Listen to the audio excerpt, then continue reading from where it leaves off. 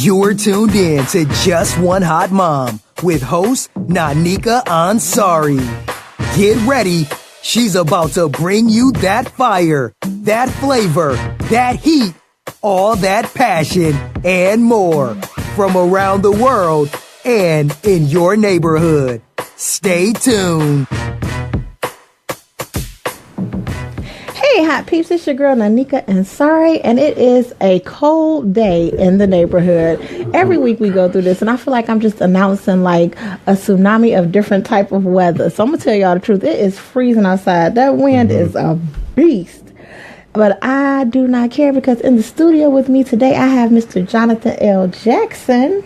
Hey, hello. sir. Hey. Hello. And he is the director and actor behind Upstairs, the web series. And if you guys paid attention to the blog, I did a review of Upstairs, and it was a comparison to Girlfriend. So I want you gentlemen to know that there is a guy who stepped up to the plate, who is out here giving you comparable because it was just that good. You rocked it out, Jonathan. I know I told you this before. Yeah. I told him I'm not going to give any secret details. I did a review, so go on over to the blog and check out the review. But it was so good. Like, I need to know what happens next. I ain't going to make you tell us tonight. Yeah, we'll talk about it off air. Okay, so can you tell us a little bit about Upstairs? Like, they'll get my review, but can you tell us your vision behind Upstairs? So, Upstairs essentially is a project that I did. Because, a lot of times we do things we want to do, what people want us to do, and what we think we should do, and all of that stuff. But Upstairs is something where I was like, okay, I want my heart to lead me. I want to make something that I want to make. That at the end of the day, I'll be happy with what I made,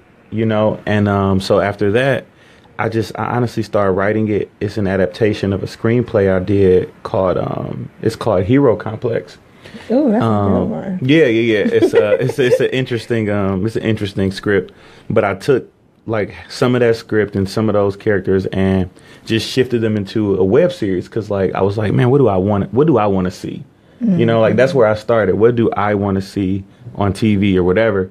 Because now with technology and all the access we have, we don't have to wait. We don't have to everything is instantly. Yeah, we could tape something right now. Right, we can make it. We could do it. You got people winning Oscars on iPhones. So, I look at that stuff and I said, well, what do I want to see? And it's like, man, I'm a sitcom, rom-com junkie. I really am. And not even just black ones. I love Couples Retreat. I love The Proposal. But, Boomerang. Mm-hmm. Stuff like that. I grew up on Love Jones and Jason's Lyric. That's my movie. Don't even bring that up because we'll spend the whole hour talking about love. I'll just repeat it. Listen.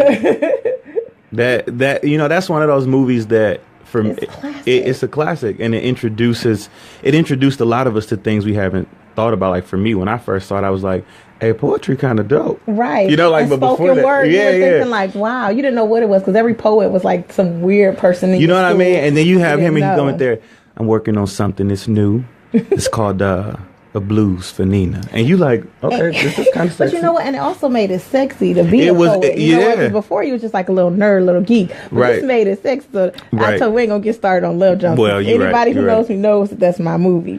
But so you created Upstairs. And when I say, I can match up the girlfriend's characters with... and it's not a duplicate, but it's just so funny to be a female and to see it from a male's perspective. Right. And you know what? This is one of those things where you would have to actually go on the website or something to know this. Mm-hmm. And I'm actually surprised I haven't been asked this before, but people always ask me, why is it called Upstairs? I've never gotten that question. Why is it? Well, I figured it's upstairs in the apartment building, but why is it? Okay, so answer it for us. Where did I come up with the name Upstairs? I really was I don't know what I want to call it. I wrote it before I had a name. So on the first draft of it, it doesn't have a name. Ooh. It's just web series. That's not a scary thought, a scary process. Man, but that it's weird. And every writing process for me is different. I know some people, they have a certain process that they do, and they do that every time, and that's what works. Every single process for me is new and it's different. Sometimes I have a storyboard I'm working from, and sometimes I have these bullet points I'm working from, and sometimes I'm just going to write, and we're going to see what happens. See, that's more of me. I'm just going to sit here and write and see what comes out, but I end up writing Well, this one is actually one... Well, let me answer your initial question. It's called Upstairs because I said one of my probably my favorite sitcom was Living Single. As far as these type of situations, not like family comedies, but like these with young singles, whatever. And I always said, well, what would happen if Living Single was told from the upstairs apartment? Oh, we're Kyle and like, what if it was Kyle and Overton? That's what I was thinking. I'm like, what if it was Kyle and Overton's show? And I said, okay, to me, that's what I'm like. I wanted to do, because I feel like on TV now everything is, and I can't even say that because that would be shade for real to no, it's black not shade, females. but I get what. But you're a lot saying. of stuff right now is female driven, and I kind of feel like we never really had. We don't get that male perspective. So I'm telling you, like, when he initially sent me, like, I've seen a couple episodes. Yeah. And so when you initially sent it, I started watching. I was like, oh, I got to know what happened next. I started to call this man and be like, just tell me this. If I could just get this little piece that I could go to sleep at night. Right. And so it was a great, like, awesome, amazing characters. Yeah. And so I was like excited. How did you develop those characters, and how did you go about selecting who played what? Man, these characters were so interesting to me because this process was different. Like, going back to how the process worked, this process was different for me. It was the first time, like, I really just compiled stories that me and my friends shared with each other over about a year. Ooh. Like, and then, like, I also pulled some that just were classic stories that my friends have told me. And, like, really, I wrote upstairs from a group chat. Me and my boys, like, what happened? Oh, dude, I gotta put that in there. It happened like that. You know what I'm saying? Some of those stories in it, so I'm like, is that believable? Man, some of this stuff, I mean, and of course you embellish a little bit, but some of this stuff that you see, it happened. Like, it really happened. And it was really just about a year, me just writing down me and my friends' situations, and then I just organized the situations by characteristics, and then said, okay, well, this is going to be this character's things. These are the things that are going to happen to him in the series. These are the things that's going to happen with him in the series, and so on and so forth. And the 4 characteristics, for me, I'm not crazy, but it's like it represents 4 different caveats of like who I am. Oh, no, so, see, I get that. Because, like, I'm an artist, like, I'm an actor, but also at the same time, like, I'm from the projects for real. So, like, you got this guy, but then I'm married. Like, I'm a lover, and you got that guy. I'm telling you guys, he captures all of this very well. So I'm excited. If you guys haven't already done so, please go over to, I think it's, what's the website? www.upstairsws.com. See, he got it all the way together. And if you guys have questions for myself or for Jonathan, please call in to 440-252-0518. Yeah. So here it is. You've developed these characters. You figured out. How did your friends feel about you writing about them? Because I know my friends sometimes are like, don't put my name out there. Well, I didn't put anybody's name out there, praise God. But my boys loved it. Really? My boys loved it. Like, my boys, they wanted. They're like, yeah, man, do that. And honestly, to this day, in our group chat, we'd be talking and something will happen, and my boy would be like, print it, write it down. See, I think we always think as females that you guys don't want us to know the inside track, but you guys wanted to tell us. No, we want to tell. We want you to have the tea. We want you to have it, because at the end of the day, one, it opens the door for conversations that people aren't used to having.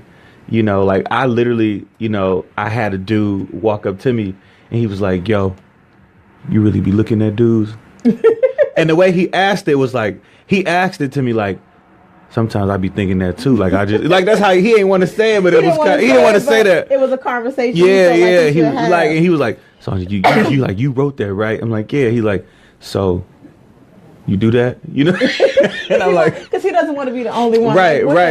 We as women don't want to be the only ones either, so we won't admit everything. But I feel like what you're saying is true. Like, we've had so many shows where women have been able to explore conversations that men have not been able to explore. Yeah. So when you opened the door for this, were you afraid that, like, were you afraid of judgment from other men? Like, a lot of people say, and I'll mention this, like, Steve Harvey told all the men's secrets, or he lied to women when he wrote those 2 books. We don't know, Steve. I ain't giving you no shade. I'm just saying those are things that were definitely said. They were definitely said. So I'm just wondering, were you afraid of the same backlash that men would be like, you telling our secrets now? No. I wasn't, because I honestly didn't think about that, because my whole goal was to be real and to be transparent, and also, like, to a certain extent, especially what you'll see, like, once we get into the second season, was to help.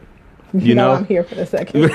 It was to help, because it's like, a lot of stuff we don't see. Like how many people have divorced parents and never went and talked with their parents about it? You know, like it happened and it hurt, but you never act like you asked your dad, why did you know? happened. Or like, what about this? Did you know? When did you know that you didn't want to be married to mom? You know what I'm saying? Like, or how did you know? What happened? What led up to it? Did you know in the beginning? When did you know? And see, since he opened the door for that, I'm going to say, I think this is going to be good for healing some relationships between father and son. Because we always talk about the dynamics of the father-daughter relationship. But then when you reveal this later on, so guys, keep watching the series. When you reveal that later on, I was like, wow, I never thought of it from that aspect of healing that relationship. Well, you know, because like what everybody likes to focus on that you see is absentee fathers. And I mean, that's kind of shifting now. It's kind of shifting. But for a while, like that was the focus. Or fathers just weren't relevant at all. You know, like dads don't even have no songs. Like I remember I was trying to put together a Father's Day playlist. You got like Papa Was a Rolling Stone. And like that's like it. He always escapes. You know what I'm saying? Like, but you got Mama. You got, you know, like, oh, and then, you know, Luther got Dance with My Father. But like I wanted to do that because that's important. That's big as far as dads and the role that a lot of times parents don't understand the lessons that they're teaching their kids in their relationship, what they learn. Because what happens is like you always go through these shifts in your life where it's like, okay, I'm this person and relationships work like this because this is how it worked for my mom and my dad. And then you go through this period where you go, wait a minute, that's not working for me. And see, and I think I like it in the web series because you don't often see, or the story isn't told about how a mother's way of dealing with something in a relationship affects her son. Right. You know, and so I was like, wow, when that came out in the story, because I was not prepared. I'm going to when I saw the last episode, I was like, yeah, you know, the last episode is going to heavy. The last episode is heavy. And that's why, like, we let you get your laughs out. These first 5 episodes, you get your laughs out. But that episode 6, man, next week we're taking you guys to a place and we're gonna try to deal with some things. And that came from a very real place and real situations with me and my friends, us growing up, things we talked about. And what it's really about is exploration. Like a lot of people are afraid of that. They're afraid to explore what they feel and what they think about what they feel and how has it affected them, how does it change them. So for me, these 4 characters were exploration. It's okay. What if all I was an actor? What would my life be like if that was all I was? If that was the only thing, or if the only thing I was this guy who, because I know a lot of guys who are good guys but do bad things because they're with girls or even some guys who are with guys, whatever. They're with people to heal people. They trying to heal people, and they meet a girl and they see she going through life, and you. Like I literally, one of my friends told me, he literally told me this. He was like, man, I don't like her no more. I don't love her no more. Like I'm not in love with her no more. But I'm gonna tell you exactly what he said. He said, I don't want to be another bad chapter in the book of her life. So I'm gonna stay with her. Oh my God. And I was the only like, person that uses that line. And I was like,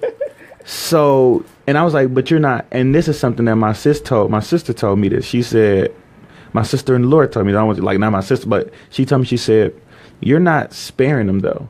Like whether you do it now or whether it get to a point where you do it later, but you're going to come to a point when you have like some things, and this is some things like believers do a lot.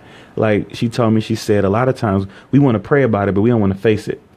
Oh, yes, and I'm telling you guys, like, you get a revelation when I said, because when I watched, I was like, I think it's going to open up the conversation for women as well as men to be like, you know, when you're thinking that he's thinking one way, you know what I'm saying, to give him the opportunity to explore. And you know what it is? It's like that meme. And, you know, so it's the onus is on men and women. Like, and that's, I want Upstairs to be a melting pot.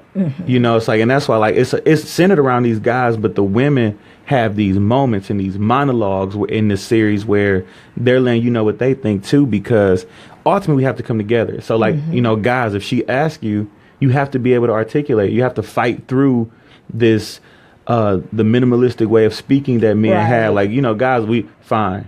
And that's women do the same thing, you know. Like, I think it's that meme that says "fine" can mean like 50 million things. Right. Like, but man, it's the same for a man too. Yeah, well, the meme that killed me was the one when it was like this woman saying, like, the dude was sitting there watching TV and she's like, he hasn't talked to me all night and he must be upset and this, that, and third, and I'm gonna do this and I'm gonna try to fix it. But if I try to fix it, is he gonna feel like this and this, that, and third? And the guy's thought bubble said, I wonder what I'm gonna eat tomorrow at lunch. And like that's literally all he was thinking about. But she, in her mind, that's what she did. And it's not on her. like a lot of times I say, well, that's her fault for thinking that.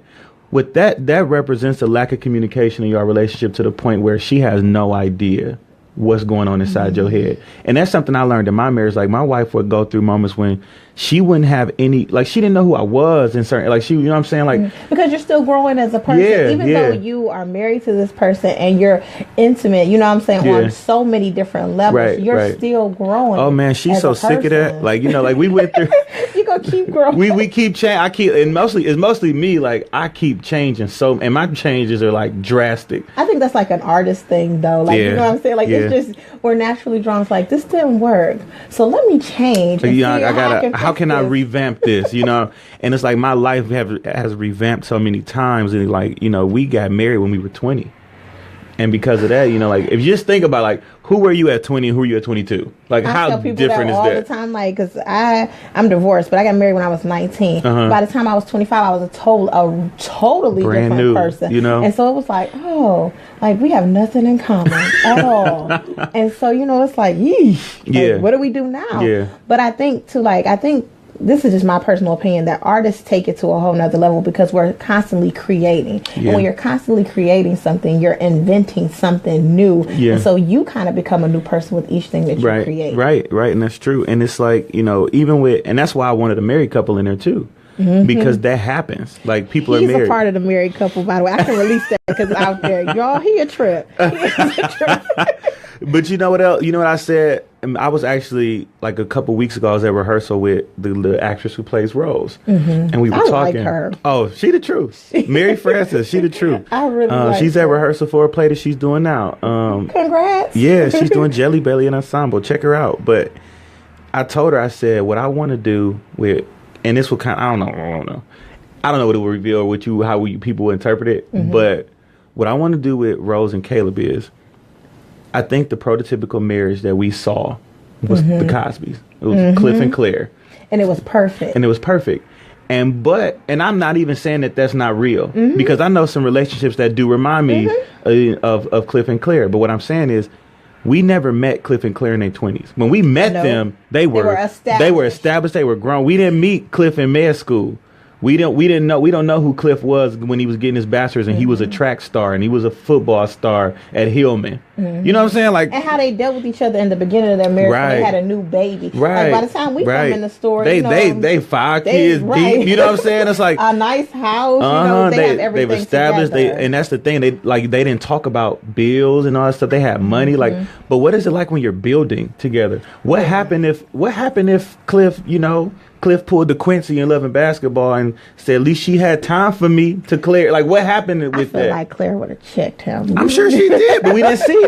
But we didn't get to see that. I like the fact that this is going to reveal how you actually communicate in a marriage when, like you said, when you're building, when you're growing together, when you go through a real situation. Because I'm telling y'all, ladies, he about to put her through a situation. Listen, and you know what the thing is? A lot of times we put these cookie cutter safe things in there, but in real, like, for example, me and my friend I have a friend, we were talking again, group chats be going. Guys got look. I'm about to get in on that group chat. Guys like to gossip too. Really, they like talking. Guys like talking too.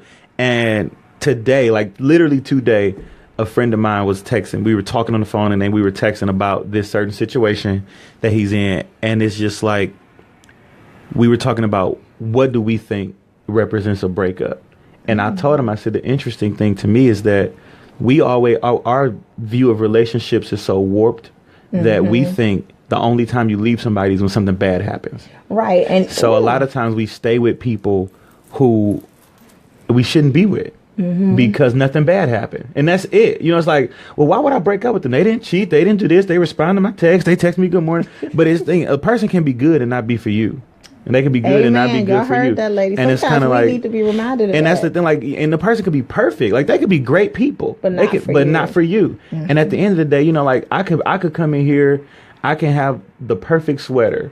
It could be this, that, and the third, and you could love it. It could be your favorite color and all of that stuff, but it don't fit. It's not for you. See, I always end every show like this. It's like whatever God has for you is going to be for you, and if it's not for you, it won't fit. It won't be right. But sometimes I think people don't. They only take that into one aspect when it comes to goal setting. They don't think of that in all aspects. Yeah, of their life, it applies like to everything. It does. Jobs. You know, your passion. Because sometimes you might be passionate about something. But that passion is not meant for you. You know what? It's just not having you. You know, like we all know some guys who gave their everything to sports, and sports never gave them nothing back. Right. You know, so then what? And then what do you do with that dream once it's a wrap? You know, as they say, what happens to a dream deferred? You know, like that's a real question. Think about that. So with this new web series is out there, and it's a web series. It's available, I know, on your website. I got to see it a little bit through YouTube because of the viewing. But do you think that web series will now be the new thing that people will do or will venture to? Because I'm like, I watch a lot of TV shows. A lot of TV shows are dramatic. Heavy. And this is dramedy. Like, you know, it's drama and comedy. So I get a chance to laugh but also learn a life lesson. Yeah. Do you think, especially with African Americans, do you think this is the way for us to kick in the door again? Because we saw Issa Rae do it. I mean, and really, a lot of people have done it. And here, I won't necessarily say web series, but I think this is the method. Okay. And I think if you go back, like I'm an interview junkie. Like I watch interviews, Will Packer, David E. Talbert, Tyler Perry, Kevin Hart, people who literally kick Issa Rae. I watch Michael K. Williams interviews and Wood Harris, all these people. Like I watch a lot of interviews, and I think the method is.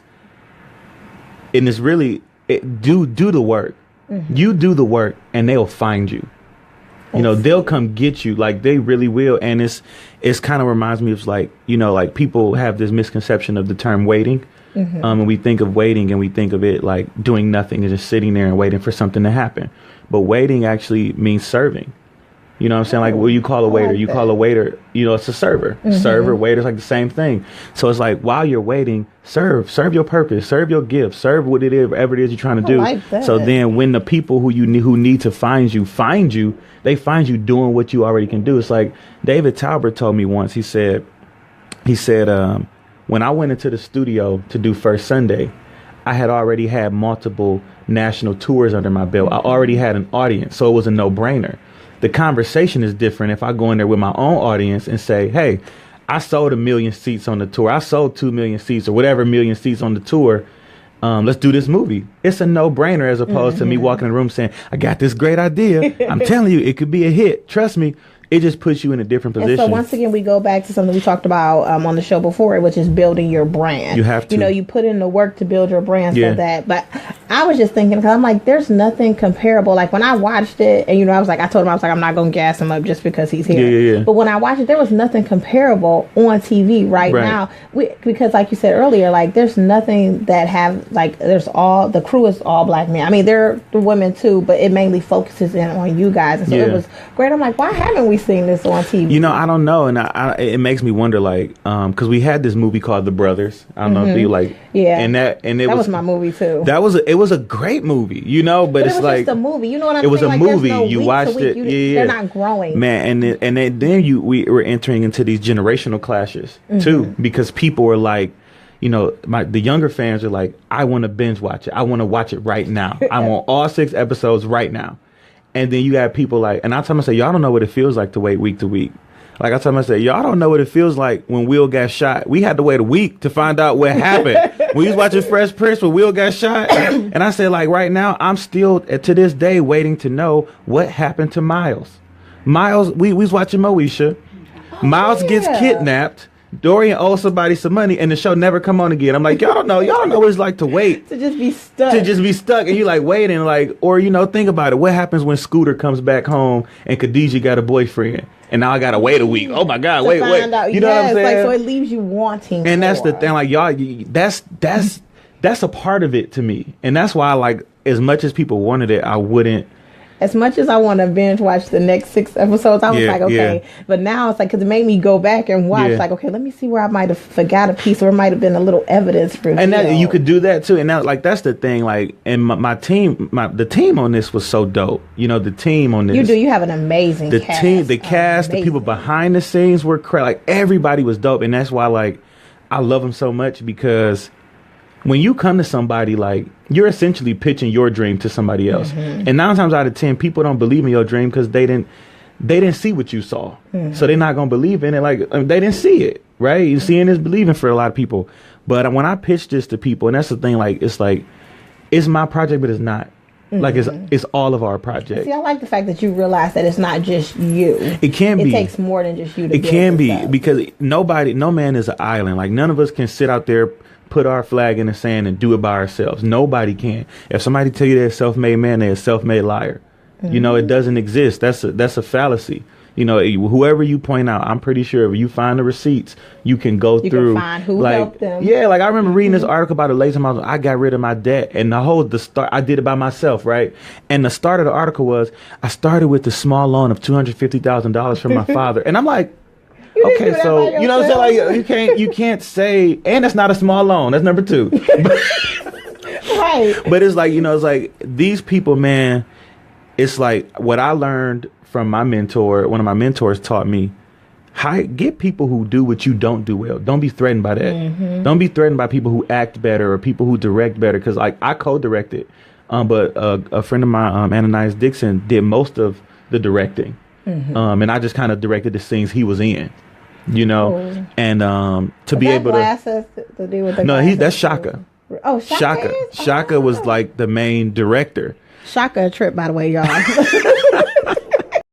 Yeah, but that was dope to be able to pass the baton. And then the guy who played Justin, who's probably like one of my best friends in the world, guy named Robert Hunter, man, this dude, as an actor, the way his mind works is brilliant. Not to say nobody else is, but like even the guy who plays Sean, you know, honestly, he was supposed to just read it because we couldn't find the actor to read it, but then he read it and he was like, it was for him. It was so for him, even though it wasn't how I saw it. And that's the thing, like, we got to learn too. Sometimes you got to take your hands off of stuff to allow it to take the shape it needs to take.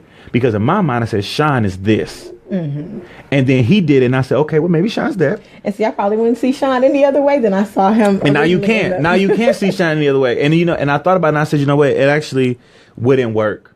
It actually wouldn't work the way that I envisioned it, because Sean would be too much like Shaka, the way I envisioned it. And they would be like, and it would be repeating the same thing. So, and that's the thing where it's like, he could have came in there and read the script and read the direction and said, you know what, I'm gonna do what I think they want me to do. But he did his own thing, and we were like, and it was funny. Like afterwards, everybody like afterwards, Rob called me. He like, yo, I think that's it.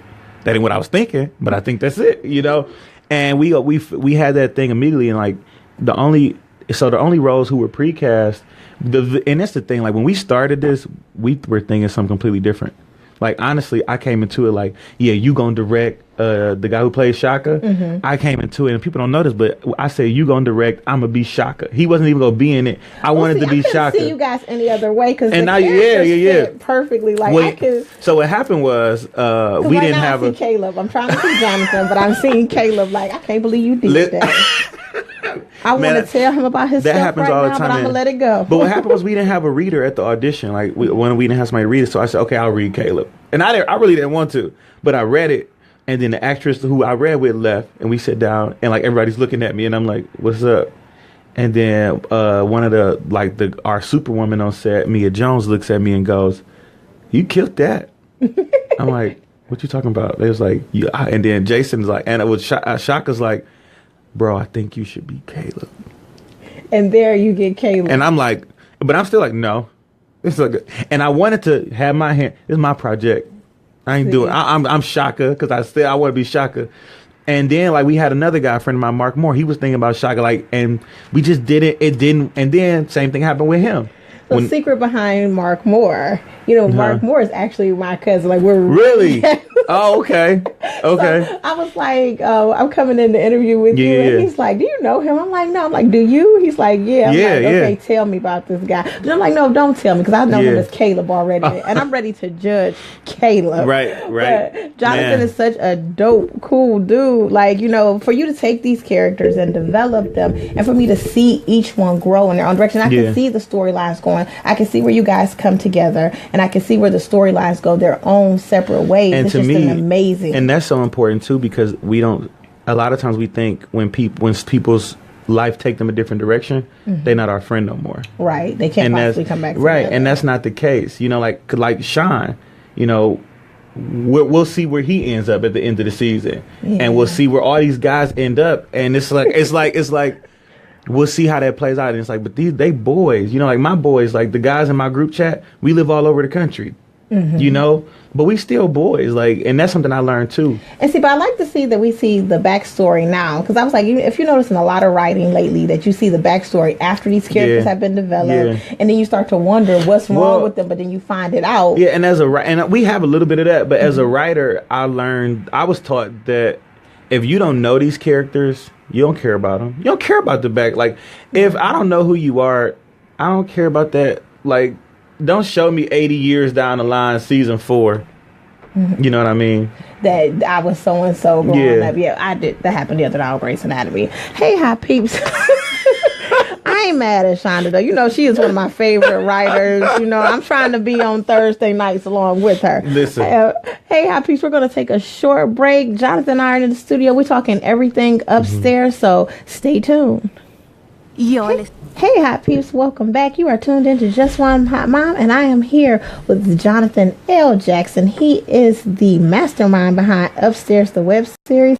If you guys don't get into this, then I don't know what to tell you. If you are missing Girlfriends, if you Netflix binge watch the whole rest of Girlfriends, and now you need something else to get into, this is definitely going to be mind-opening for you, because it is the male's perspective on some things that we females, I honestly think we automatically assume we know, but we don't know. So it was great to see the door opened up, to see how guys really think. And I'm not just saying like only you guys think like that. Right, like, we're not saying universal guy, but I felt like, dang, it gave me a chance to be like, okay, this dude could potentially think like that. And the characters are so like, I'm telling you guys, get into this. So I had something, because we talked about creative and careers and stuff like that, and I wanted to get your opinion since we opened up Netflix. Yeah. So the whole Monique thing. For me, and I know I'm probably going to get some clap back for this. Let me sit down. Let me sit down good. Let me make sure. So here is the thing. I'm always down for the cause for my people. Always down. But when I feel like my people only call us to the carpet to be for the cause when it's something that's only going to benefit them, then I have to call you into question. If every time we interact with you and you asking us to boycott, to stand up, it's something that's going to benefit you. Yeah. I don't know if I'm going to be able to stand with you. I'm trying to find the receipts too. I'm looking. I mean, there have been so many things to come out. You know, this is still a developing story. So, you know, I don't think I'm going to eat them words, because I am really tired of we can only be called to the carpet on something. You have to stand up for us all the time. Not just when it's going to benefit your pockets. Because honestly, Netflix is cheap. Well, you know, and cable is high. Well, you know, I'll let you ask your questions. No, I want to know, what were your thoughts on the Monique thing when she came out and she said, hey, I need all of us to stand together. And she really called black women get called out on a lot of stuff. So she really called us to the carpet as black people and then as black women. And I'm like, oh my God, like, what do you... I felt bad. You felt bad? I felt bad about... No. Oh, okay. No. Get it together. I felt bad about the situation, because I felt like it divided us. And it put us in a bad position, and it put us in a situation where we all on Facebook, Twitter, Instagram, now we're bickering about this. And we're so she's divided. Gonna get her coins regardless. That's what concerned me. Yeah, and I see you have your feelings on it. Look, and I have mine too. But let me say this on the upfront. I think everybody should be concerned about their own bag. Like, at the end of the day, know your worth.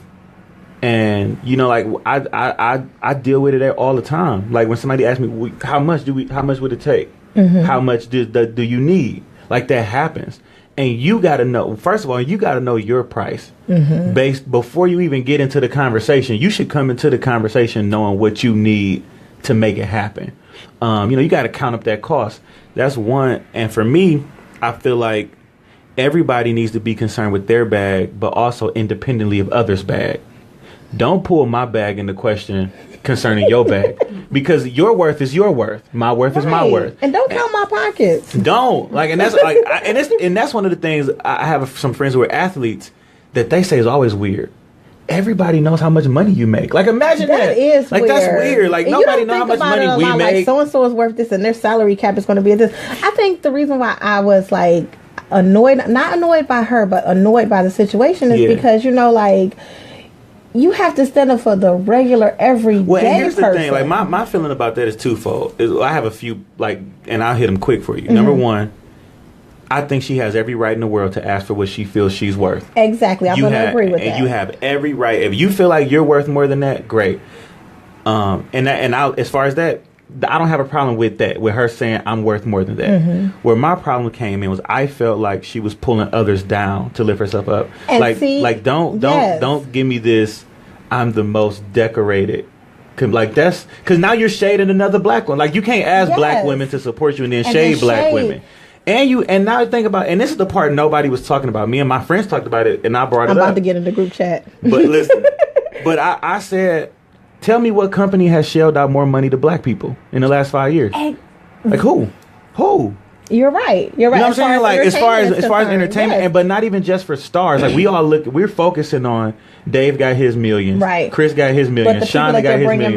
But like, think about Deuces, the movie Deuces, the Lorenz Tate piece, the Brotherly Love piece that was on Netflix. November Rule is another one. Think about when you're looking for black indie film, where is it? You gotta go on Netflix. It's on Netflix. So that means there are people whose names you don't even know that Netflix is giving the bag to that nobody else is. Nobody else giving. You know what I'm saying? Like, we have our shows and, like, you know, Issa Rae getting her back from HBO and all of that stuff. But for the most part, if you're an indie, like, if you ain't a star, but you got a little clout here, and honestly, you can say I'm being selfish. Think about it. That's probably where I'll be. So you know, like, that's the bracket I'll be in. But I totally agree with what you're saying. It's just that I just felt like you can't pull us all in and expect us. And like you said, she was shading other people. I think that, like, because if I'm Whoopi, I'm sitting there.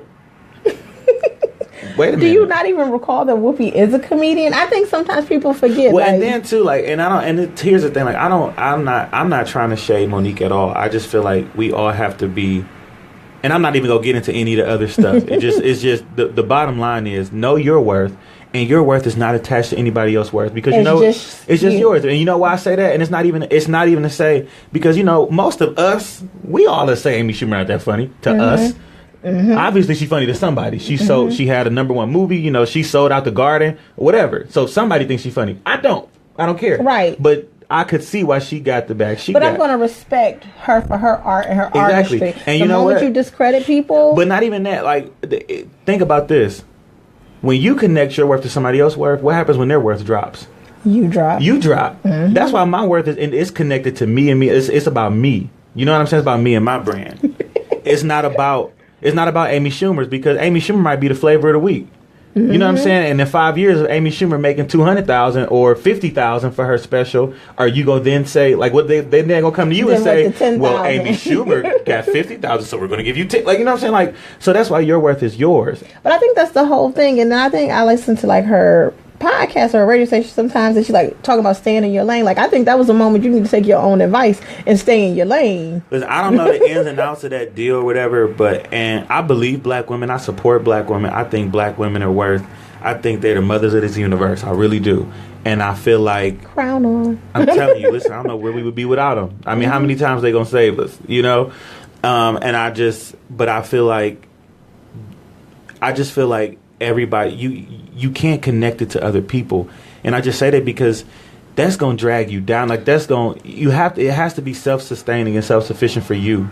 Well, I think the other thing too is that my shine don't have to knock what you have going on. It's strictly my shine. Yeah. So my shine, you know what I'm saying? Like, I don't have to downgrade you to upgrade me. Exactly. My friend was telling me that today. He was like, one of my friends told me today, he said, man, I feel like I'm watching your star rise and I'm so happy. You know what I'm saying? And I can appreciate that, because sometimes, here's the thing where I think we get mixed up, and I think we talked about it a little bit during the break. It's like, sometimes it's not your moment. Your moment will come, but you have to appreciate other people's moment. If you sincerely support a person, you have to support all the way. Well, like, and think about this. Like, I saw Terrence J talk about this in an interview. Terrence J only got 10 grand for Think Like a Man. You know what I'm saying? Like, he got 10 grand for that. And he in the movie with people making way more than 10 grand. But he did it. And he didn't say, well, such and such is making this, and I'm on I just left 106 Park, and I'm on ET, and right. It was what he did. He decided. I'm not saying you got to handle it this way, but he decided to bet on himself, and he said, "I'm gonna take this 10 grand, but by the time we do the next one, I'm gonna show that you gonna know that I'm what you know what I'm saying." And I'm not like, and it's like me and my friends. I think the reason our relationships are so intact, believe it or not, none of our relationships are based around the craft. Oh, none really? of our relationships are about acting. Because if it was, that's tough. Because you're going to go through a season when one of your friends is booking everything and you're not booking anything. Mm-hmm. You're going to go through a season when you hot and they're not. You're going to go through a season when, y'all up for the same role. Then what? Mm-hmm. But none of my friends who are actors, none of our relationships are based around acting. And see, I think you have to take that into consideration about who you keep in your circle. Mm-hmm. You know what I'm saying? Who's supporting you to really support you. But then my sister and I always have this conversation about expectations. Mm-hmm. See, I put my expectations on you, and I expect for you to support me the way that I support you. Yeah. But you can't do that for people because only you know. And that goes back to EBT. It's like for me, like I was a communications junkie in college. Like I was a communication major, and they introduced this theory to us called expectancy violations theory. And I even teach it when I teach acting classes. I teach it there because it's essentially exactly what it sounds like. A theory talking about what happens when somebody violates the expectations. Mm-hmm. Right? It's like, for example, I remember I was counseling this couple, talking to them, and I asked them what cheating was, and they both had different answers. So your expectation of faithfulness is not even lining up with his reality of definition of what cheating is. So how can you call into question his faithfulness when y'all haven't even decided what the cheating is? Like one dude may say ask ladies, ask your man what cheating is. If you don't know, ask him. Because I know guys right now who will say cheating is if you have sex with somebody else.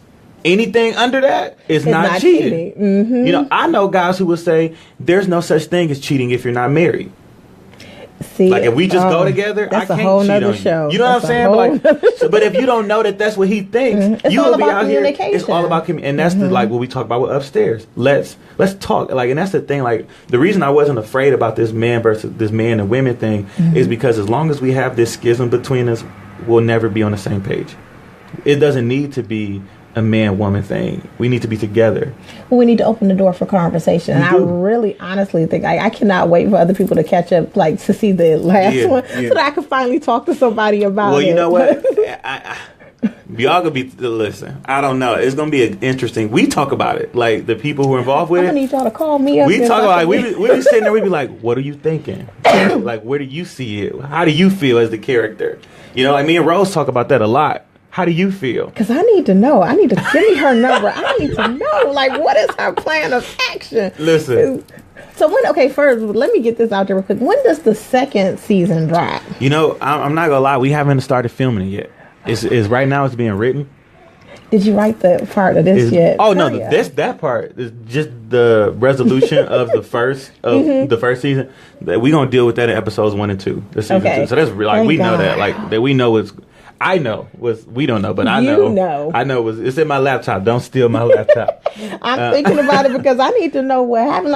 Because you never know how you're going to deal with the situation. And I think that the other episodes too, you never know how you're going to deal with it. Heather's character, I forgot her character's name. Heather. Sierra. How she deals with Shaka. Yeah. And I'm like, wow, I don't know too many women who would admit that they dealt with a man like that before. You know what I'm saying? That they allowed the man to be that vulnerable. Go watch it so y'all know what I'm talking about. Yeah, and that a lot of men, the reason a lot of men aren't vulnerable and you don't see those innermost thoughts and all of that stuff, honestly, because they don't trust you. And I know that may be a hit to somebody's relationship right now, but the same thing is for women. It's just that we're more verbal about it. Yeah, and you know what it is, and you know what else it might be too. And let's say, and you know what it is, maybe he doesn't trust you. How can I trust you if I don't trust me yet? A lot of guys don't trust themselves yet. I know a lot of guys because I'm a teacher too. I teach high school and middle school kids. How many guys don't trust themselves with their own feelings? They won't even talk to themselves about it. You know what I mean? See, that's a good question. Ooh. So I hope y'all know I'm trying to get a cameo on here. I didn't already put my resume out there to Jonathan because what? I figure that's how I'm going to find out what happened before everybody else. We're going to put you at the restaurant when it happened. But I like the fact that you are opening the door for more conversations. And I can see that you've gone through a thought process for each. And it's good to, like, I love seeing behind the scenes. Because sometimes you wonder, like, how did they come up with this equation? Like, how did they get to this point here? So I love the fact that you have put some effort and thought into this whole process. You know what I'll do? If you want to, you can ask me about a specific moment, and I will. I don't want to reveal the last show. No, not from the last one. You can't. Not from. Those are all my questions. Okay, you know what? Wait, I'm trying to remember what episode this was. The one with Shaka and Heather. That's the last episode too. So you put too much in the last episode. Yeah. See, it's episode 5, man. You know, what episode was the dinner? Was that episode 5? That's 5, yeah. See, y'all, he done made it. I can't even ask no questions. I need for y'all to get into this series so that we can have a discussion like we discussed Scandal. You know, that's what we could try to do. We could try to come back with maybe like with me and maybe just Rose and maybe the ladies or something. I just love the fact that it's going to open up the conversation for so many things to take place because like I said, each situation, like if I can recall each situation, like I have this specific question for this couple. Yeah. And for this couple, I want to ask them this. And so, you know, I'm going to tell you the truth. Your review made me think made a conversation happen. Really? Because like something that happened that I didn't think about. I honestly, it wasn't deep to me, and I really went and thought about it. But you talked about how we talk about men and their fathers a lot, but we don't talk about men and their relationship with their moms and what that does. And you brought that up, and I went and watched that episode, and I said, the last one, I was like. See, I'm not going to ask the question. I'm but like, it really was real. Like when I watched that episode, because the mom on the show is so dope. Like she the type of mom that get all the girls together. And that's Sherry Tolliver. She's a legend. Her family is legendary. Stanley Tolliver is her father. Oh, really? Yep, that's that family. That's that family. So she's that matriarch that brings all the girls together, and she's like giving that advice, kind of like Jennifer Lewis does. Yes. Here's the thing. You know, she's not as Jennifer Lewis as Jennifer Lewis, but I don't think anybody. But you know what though, Jennifer Lewis is that consummate black mama. You know, like and Sherry does something different. She does something different, but it's in that vein. But see, I still see her growing. You understand what I'm saying? Like, I don't see her as completed mama. I still see mama growing. And that's a big part of where we're going. Yeah. You know, because a lot of times when we think of our mothers and our fathers, we think of them as completed projects. Mm-hmm. But man, like if you know, like let's say you 30 years younger than your mom. That means when you're 20, your mom is what, 50? Mm-hmm. She's still got, like, I have a great grandfather who just turned, I think, 96. Mm-hmm. He has a whole nother lifetime to fit in between the time between 50 and 9. You know what I'm saying? Yes. Like, and he, you know, so I'm just saying, when I watched Mom and I watched her come in and I watched her give the girls some advice, and then for her to have to go back and deal with the situation with her sons, I was like, she's still going through a growth process, which to me opens up yet another conversation for women who need to admit, like, you know, you don't know it all. Even for fathers too, though, like, I don't know it all. I'm still growing as a parent. And a lot of times parents, as a person, parents want to have this appearance of perfection, and that's a problem. Ask my kids. I be telling them, I'm like, I'm broken. I do not know all the answers. And you know what? It's like it will help your kids so much to just be honest, because and transparent. Just be a person. Like for example, you know, a lot of parents ask me because like I have really good relationships with my students. We have really great relationships. Like sometimes I even know more about them than their parents do. You know, and I have these questions about like, how did y'all get close? How did this? And it was a lot of it is just being real with them. Mm-hmm. Like if I'm gonna be real with them. I'm gonna let you know the mistakes I made. I'm gonna let you know that there are some things that I did and I wish I did differently. Like I'm not gonna come to you and say you need to do this, and this. Why? Just you need to. And see, that's the thing. Like I always tell people, like about the show and about my blog and everything, is like I want to be transparent as possible because I feel like we don't tell those stories enough. And the reason why our kids are distracted or they don't know certain stuff is because we don't tell the stories. We just assume like you're gonna do the right thing, you're gonna do as I say and not as I do. And one, they're not. No, they're not at all. They're gonna repeat you. Yes, they are going to, and you know, and all the worst things. And the only way to make sure they don't is to tell. You got to spill. You got. That's for other women. That goes for as far as other women and other men too. Like if you don't share your story with other people, you know what I'm saying. Then like you for leave example, it open. like I remember me and my wife were going through. I hope she okay with me saying we were going through a really don't rough. beat me up. He said it. We were going through a really rough patch in our marriage, and I realized everybody I was talking to about it was single. See, you know what I'm saying? So how can how can a single person? Well, you can and get you can advice. speak to me, yeah, and you can speak to, but it's just certain. But you've never things. been there. You know what I'm saying? Like, and you can date people, but dating somebody in a relationship and being married to somebody. And listen, totally I don't care how long worlds. y'all been together. I don't care. Like marriage. But you know what happens? Then you talk to somebody, and I had to check myself. Is because it's like you got to know why you calling. My first thing you always say, mommy always say, should I say, you know who to call when you want to get what you want to get.